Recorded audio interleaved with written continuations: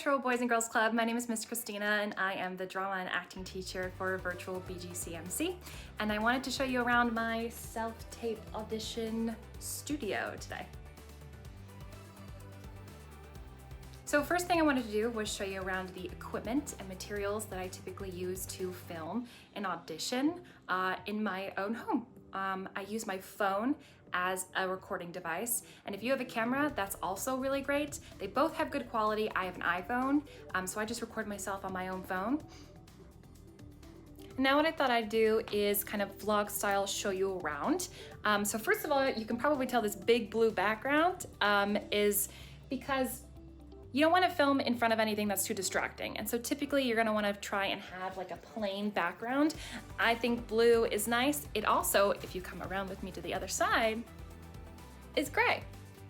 And so depending what I'm feeling like, I can either use blue, like this one, or gray. Maybe if it's a more dramatic piece, I'll use gray. And if it's a more comedic or lighthearted, then I'll use blue.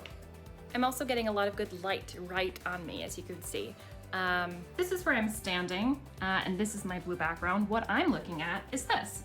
This is my ring light, and you can see I have what's called a diffuser on it so that the light isn't too bright and kind of washes me out, or you can really see the reflection in my eyes.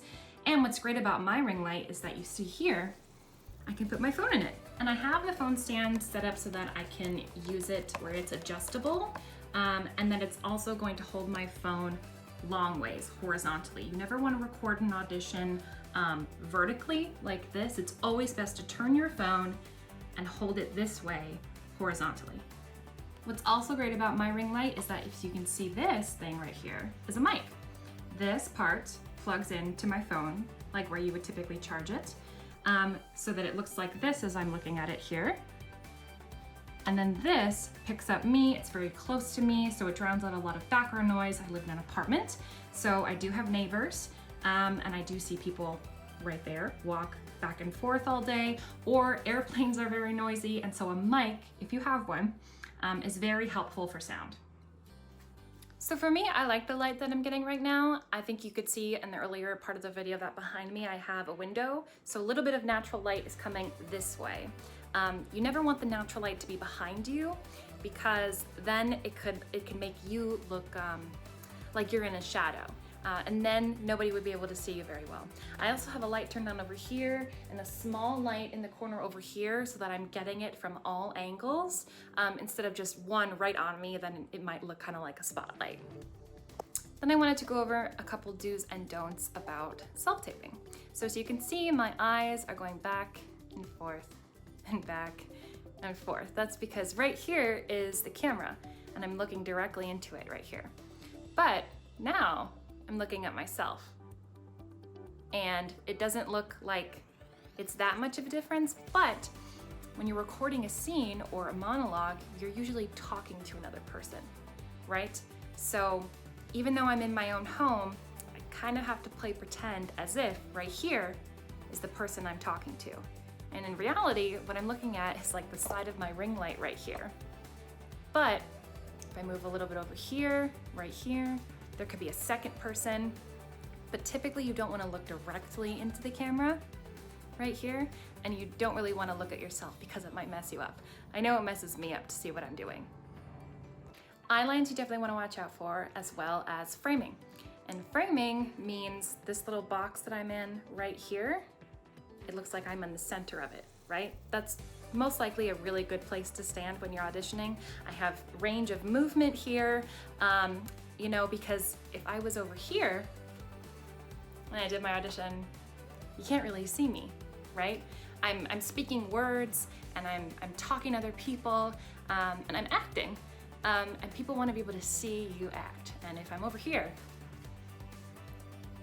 that's not going to go over very well. No one can see me. And also, if I was all the way down here like this, because normally whatever holds your recording device could be adjustable. So if it's too high or if it's too low, that might not be good. I have my ring light stand perfectly set up where it's like eye level, where I am looking at my phone as tall as I am. I'm not looking up and I'm not looking down, and it doesn't look like this, and it doesn't look like this. What's fun about filming yourself at home is that you can get creative.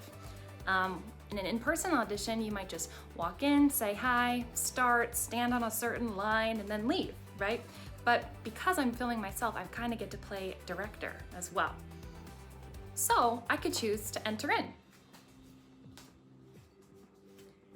into the scene and then plant myself and start right here. Then I would start and say my lines. What I always try to think about is a beginning, a middle, and an end. At the beginning of your audition, however you want to enter in, or I usually sometimes I step in, or you know, you're contemplating something and something is going on before you actually start. You could be thinking, you could be looking out the window, and then someone catches your eye, and then you could start the scene.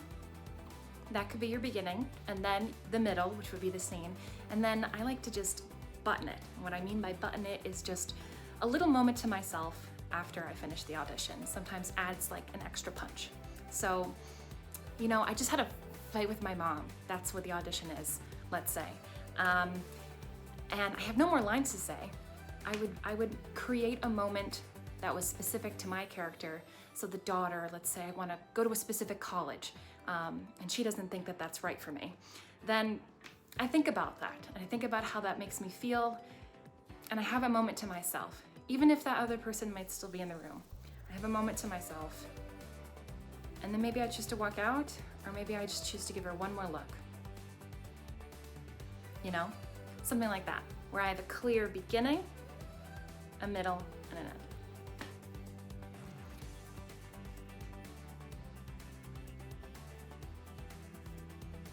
So I wouldn't worry too much if you have all of the equipment or materials that I currently have. All you really need at the bottom line is a recording device and just a blank wall. Even if you don't have a blank wall, that's okay too. Just eye level, something to record yourself, something to hold that recording device is also helpful. But sometimes, you know, I have to prop up my computer on a chair and at board games and puzzles and books, you know? So you can make anything work, and then you have the entire space here. See, I can reach my arms out like this, and I can swing them, unless I don't hit my background. I can swing them, but I have room to kind of move around so that I don't feel confined, that I can really, to the best of my abilities, act out the scene. That's really all you need at the end of the day. If you want to try and send in this self-tape on your own, I would encourage you to try and record yourself. Maybe you have a favorite scene from your favorite TV show that you want to reenact.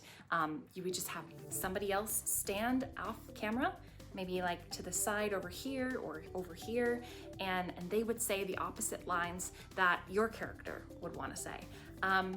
Record it and see how you feel. And, you know, watch it back. Watch yourself. I know that can be a little scary. It's pretty scary at first, but the more you do it, the more comfortable you will feel.